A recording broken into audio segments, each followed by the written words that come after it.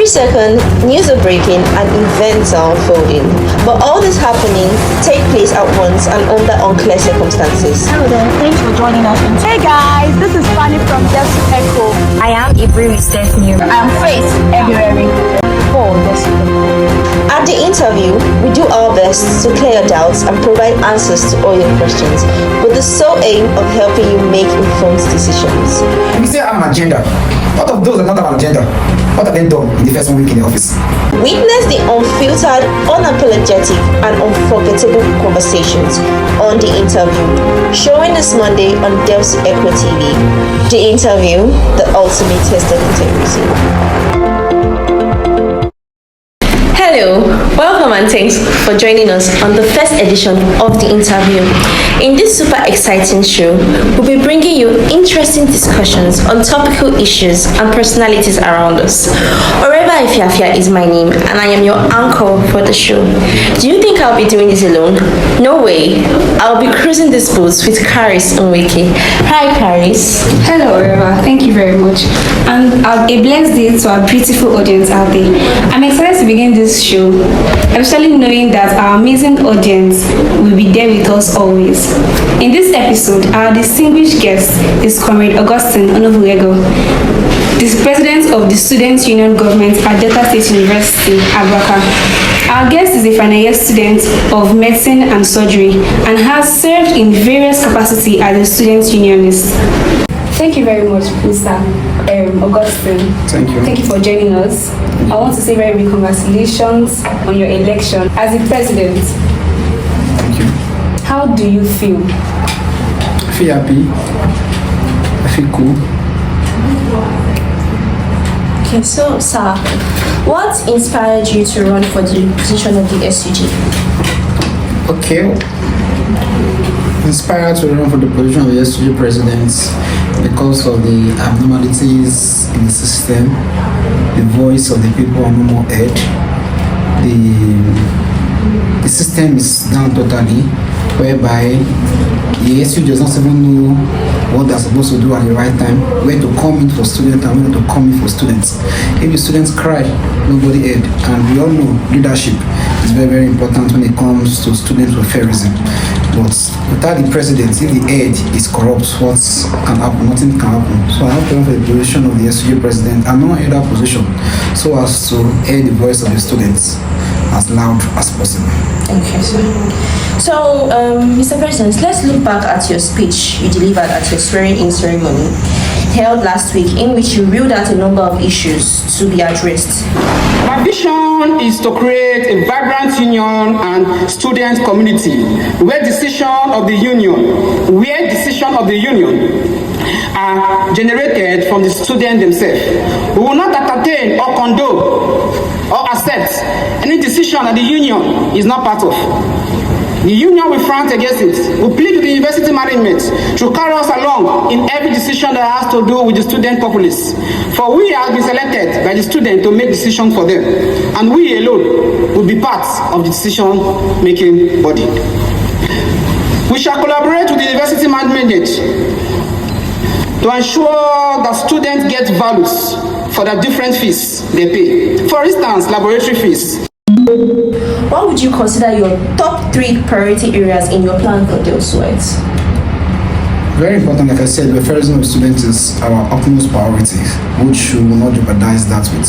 So my priority will be to create a vibrant atmosphere for the student community, like I have said, to create an academic excellence atmosphere, and also to create a good hostel for our students to stay in and the X situation of our students also.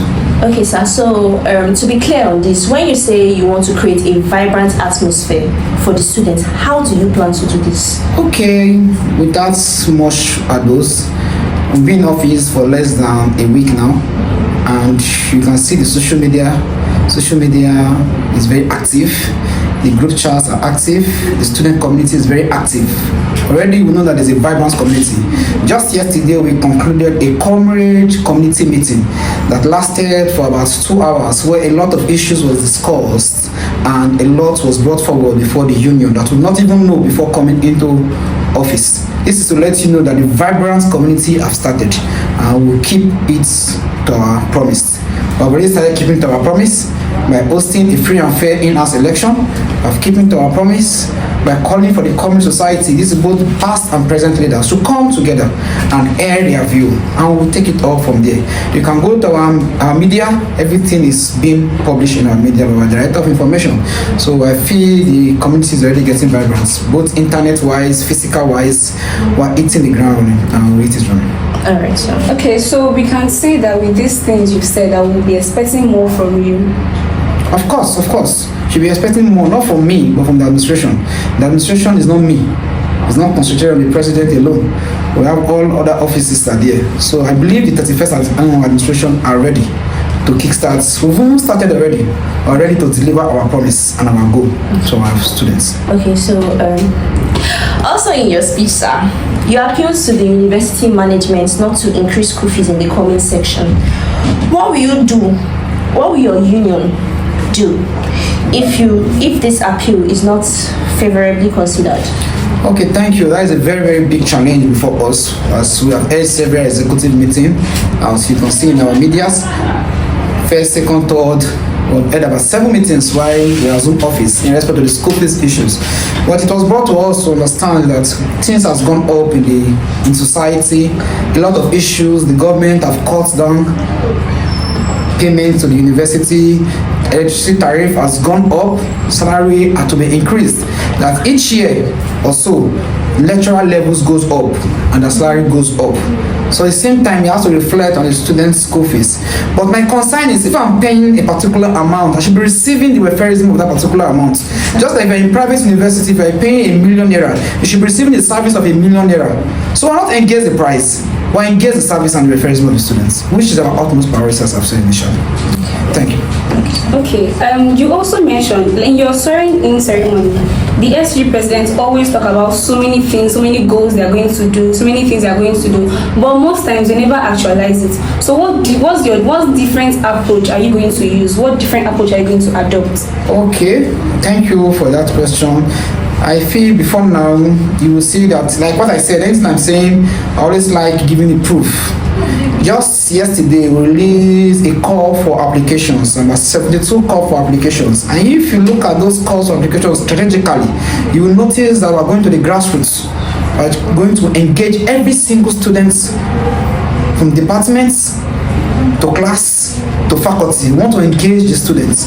From the application, you should know that, okay, this promise, this is the plan towards achieving this promise. So it's not just a vague word, not just because to make the write-up sweet or to make the presentation interesting. No, it is to make you know that these people are ready to work. The 31st Assembly are ready to work. And you can see a lot of appointments will be made from different offices and not the office of the president. And I think this is the first time in a very long time that an application of such is coming out.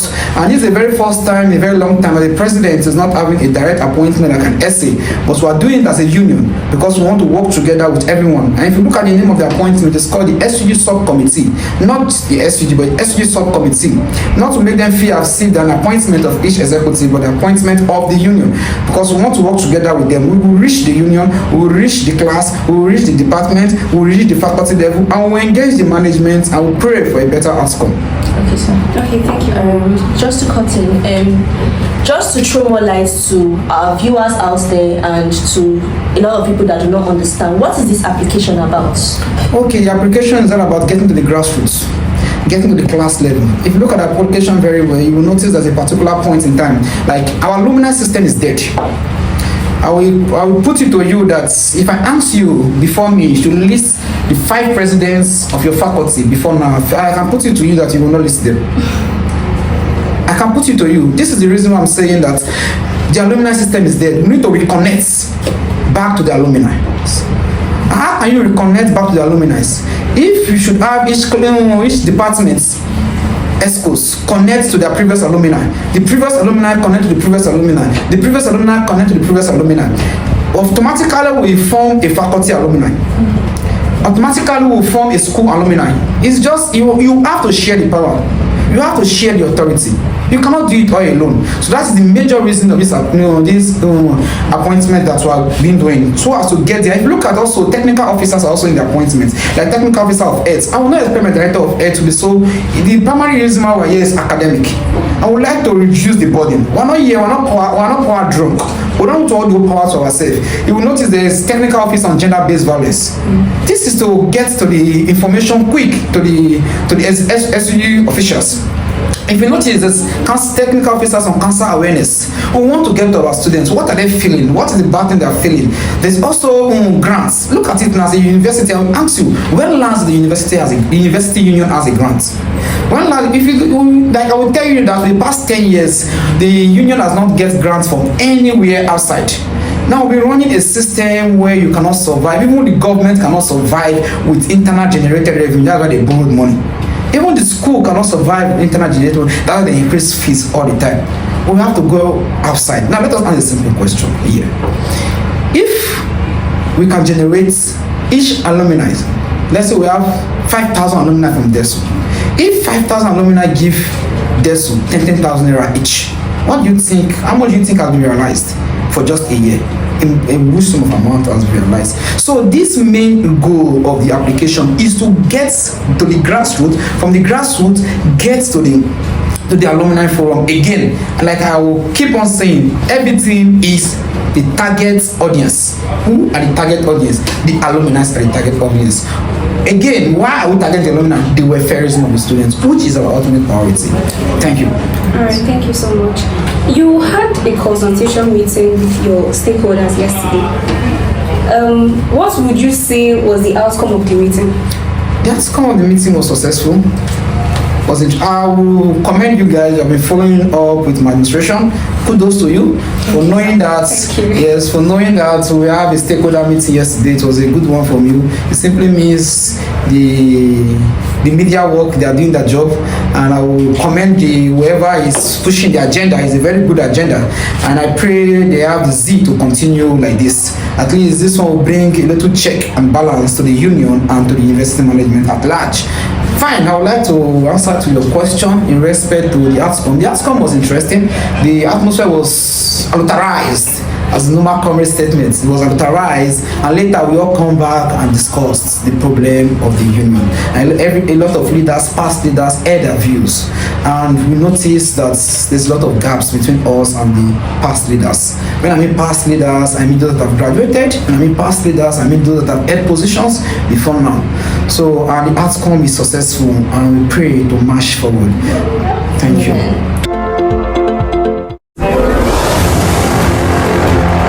Every second, news are breaking and events are unfolding. But all this happening take place at once and under unclear circumstances. Hello there, thanks for joining us. Hey guys, this is Fanny from SUG. I am Ibrahim Stephanie. I'm Faith February. At the interview, we do our best to clear your doubts and provide answers to all your questions, with the sole aim of helping you make informed decisions. You say I have an agenda. What of those that don't have an agenda? What have they done in the first week in the office? Witness the unfiltered, unapologetic, and unforgettable conversations on The Interview, showing this Monday on Delcy Echo TV. The Interview, the ultimate test of integrity.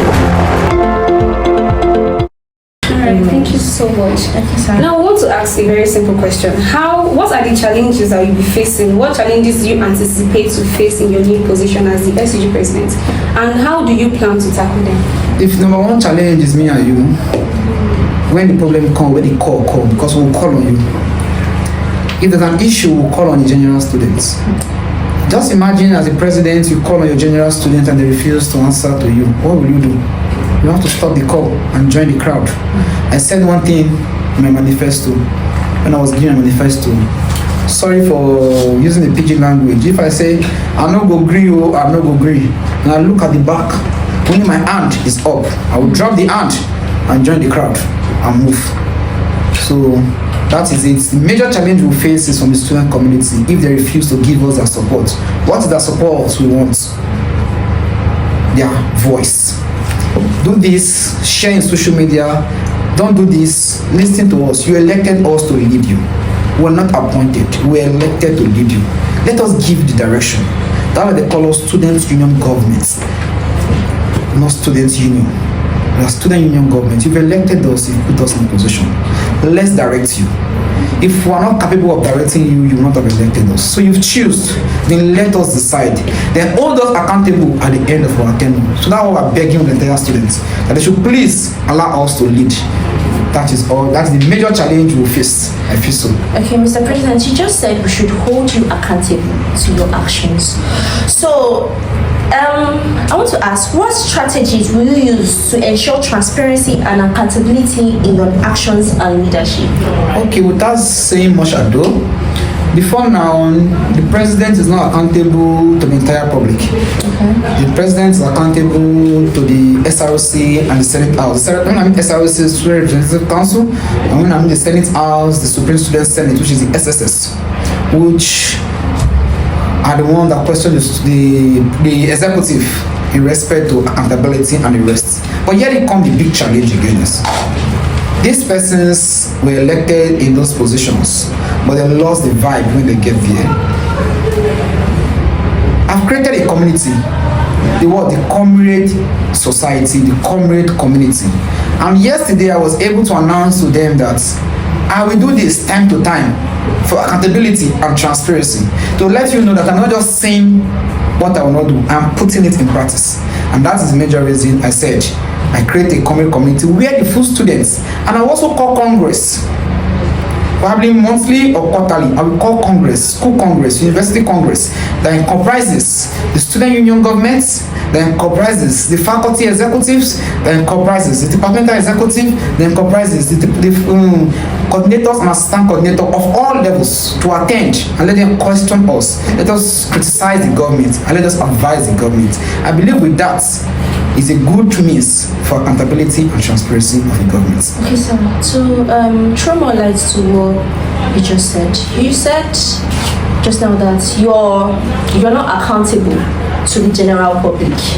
So, what if we, that are the students in the general public, notice some things that are not being put in place and not right? Do we not have the right to ask you, like,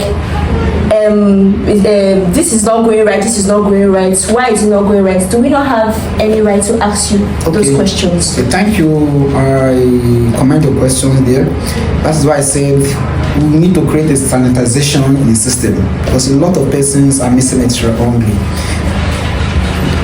If I may ask, sorry for answering you, who is the SRC member? Good. You don't know your SRC member. This is where the problem starts from. The SRC member is the Student Representative Council of a department. If you have a problem, you channel it through your SRC member. Then your SRC member will channel you to the house and they will ask the union ESCOs, union officials. That is the medium of question. You cannot just come, just imagine 30,000 plus students come to my DM and ask me questions. How would I reply 30,000 students? It's not possible. This is why you must pass through your SRC member, which is your Student Representative Council, to the union. And that's why they are there. But most students do not know these people. They don't know them. Because some position went unopposed.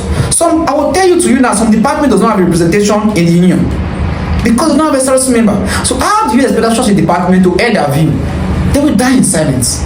Because you keep shouting, but nobody is hearing you. All your departmental SRC member accountable. All them responsible. Please report this. And be very sure that your complaint was laid down in the house. And I believe the house will discharge their duty. Okay. As appropriate. Mr. President. Please tell us, what should students count as the indicators of success or failure at the end of your tenure, Mr. President, and how will you measure it? Okay, like I said, when I wanted to give manifesto, I told them manifesto. I don't like speaking a lot of English before entering office. That is why I do not write a lot of English in my manifesto. I like you answer me question after the end of my government and see what I've done. Without much ado, we just enter office barely a week. I can list 5 things my government have done. 5 things my government have done. This is the very first time you are holding an in-house election. You are providing welfareism to the students. You are providing food for the students. This is the very first time. That is one. And this is the very first time for a very long time you are being given sovereign in a meeting that you attend as a union member the very first time. And this is the very first time we're engaging our students in an online discussion. Let us hear your problem, let's discuss it together. This is the very first time. And if you can see, me and my executive will come here today together. We're about visiting an orphanage. This is the reason to me to know that we are ready to work and we're ready to serve. We're not here to come and be any. I believe none of my executive here have had 4 hours sleep straight, none of them. Because we've been working both day and night just to make sure that we can restore the lost hope of the students. Thank you. Okay, Mr. President, a female student president emerged yesterday in-house election, and some critics says it's part of your attempt to create a legislative arm that is palatable to your Biden. How would you respond to this? Okay, I love this coming up. It's a very interesting thing. The in-house election was free and fair. Like I said, this is the very first time in the history of Delta State University, Abraka, whereby the president is asking for an observer in the election, whereby each candidate for the Senate president election would they send their own observer after the casting of votes. The observer was there and the vote was counted by the observant and by not the Senate. But this is the very first time when the president allowed an observer to come and observe the voting process and counting process. It has never happened before. But there's one thing about politics. I always say it, politics is politics. The more you try to be sincere, the more they try to discredit you. I will not be moved by those statements. I like my work to show what I'm doing. Am I doing the right thing? If you say I have an agenda, what of those that don't have an agenda? What have they done in the first 1 week in the office? So I think if I have an agenda, it's a good agenda. If I do have an agenda, won't you like to follow my agenda with the work I have done? If I have an agenda, but in practice there must be a criticism. So I should not be dropped by that. The major goal is the first of the students, so I should not be affected by what people say. People must talk, and we must listen to what they say, and we'll let them know that we cannot reply to that kind of propaganda. Is it propaganda? I will assume it's propaganda. Thank you. All right, thank you so much, Mr. President. More Nigerians are currently asking their leaders to make sacrifices in office. How much is your salary as president, and how do you intend to cut it? Okay, let me just cut it short here. I met 20,000 naira in the post as SUG President. And I've spent more than 1 million naira since I entered office. So let me answer again. This salary is very important to me now. I don't think I came to the union because of the money. I can't tell them. I was discussing with my executive that they should remove SUG. I don't want it. Let everybody know that there's no money. Let us work and sort for fund to run the government. Now, because let me ask you a simple question. You people are paying 1,300 naira as due. For events, if the union buy a coke is 500 naira now, and I give you an egg roll, 500 naira, that is 1,000 naira as well. So how much is remaining to run the government? So then you just remove it. For the past, I don't know, I would not like to say for the past 5 years, have you seen any major SUG projects? You cannot see any major SUG projects because there's no money in the post. So I don't want the situation where I paid money, I paid dues, it was not used. I want to write to the school and they should remove it. But some persons were giving me some points that we should just leave it, Well, I'm not here for the union money, like I will say. And we're not here because there's one big thing here. Okay, let me ask you a simple question. 5 SUG president has left the government. How much did they take while leaving? I don't think they take any amount while leaving. I came and made 20,000 naira. So should I be happy? But we are working. Only our Luther jets that was bought last year, we've spent close to 400,000 naira putting it in order. Only our Luther jets. I will shock you. As we speak to you, the secretariat was met. Most of us that came to the secretariat was bushes everywhere. We paid for the cleaning of the secretariats with our own personal money. The food we provide for our students yesterday is from our own personal money. A lot of things we'll be doing is from our own personal money. We've not generated any funds from the union. And before now, how much they pay the union member? They pay 50,000 naira per semester. So I've spent about more than what you are paying per semester. That means in the end of it, my tenure, you pay me 100,000 naira. So I've spent more than that. So I don't think it's the money. The money should not be a challenge here. So thank you. I believe I've answered your question. The salary is not a problem. If you want me to remove it, I'll remove it. Okay, sorry to take you back. No problem. But yesterday in your consultation meeting, you made a statement. You said that the union is dead. Please, can you throw more light on that? Of course, the union is dead now. If the union is not dead, you're supposed to know your SRS member. You're supposed to know your SRS member, the union is not dead. Because they're not functioning. If they're functioning, you're supposed to know these people. And we should put it to a test now. Go pick in a random, move to small gates. Let's take a statistic. The first 20 persons that will pass you, ask them who is your senator. I can boldly tell you that the first 20 persons, you can only have 2 persons on the senator. And those 2 persons should be politically inclined. The rest, they don't care. It's not dead. But if I have something I'm offering to you, you will know that the unions are life. What is life? Life is like spirits. It flows. The union is not flowing now. It's supposed to be flowing. If the blood is flowing through your veins, you are alive. So if the blood is not flowing through your veins, you are not alive. So if the union is not flowing through you, you are not alive. So the union is not alive here. So because the union is not flowing, this flow is not there. You cannot communicate to the union cannot communicate to you. They are doing their thing. Tell me there's no flow now. So it's dead. That was my reason why I said union is dead. Because there's no flow of communication. There's no flow of work. There's no flow. There's no flow. Can you list more flow that will have the union? Can you list more flow? Simply, the union is dead. We came to restore it and we'll restore it. Okay. Thank you very much, Mr. President. And we once more want to congratulate you on attaining your seat. We hope that you are able to actualize everything that you put out there. And we hope that God will also help you. I don't like you using the word you. I like you involving the entire executive. The SUG. Yes, thank you. Use the word SUG. Use that word. I love it that way. It's not my thing. It's not my father party. In less than 12 months, I'll be leaving the office. All right. So thank you. So thank you very much, sir, for honoring us. And we say good luck. Thank you. I appreciate a lot. We also need you people in the media to always contribute. And when we cry out, they know that the media is always polluted. So we want to beg you guys, should not restrict to release vital information outside to the entire public. The media is very, very important. So we don't want you who should be corrupt and polluted, because that's where it starts from. If the media is corrupt, the people get wrong information. And once they get wrong information, they presume wrongly. Like I said, the media is underrated because they have a major role to play. So thank you and God bless you. Thank you so much. I want to say very big thank you to our audience for joining us on this episode. See you next time. Bye.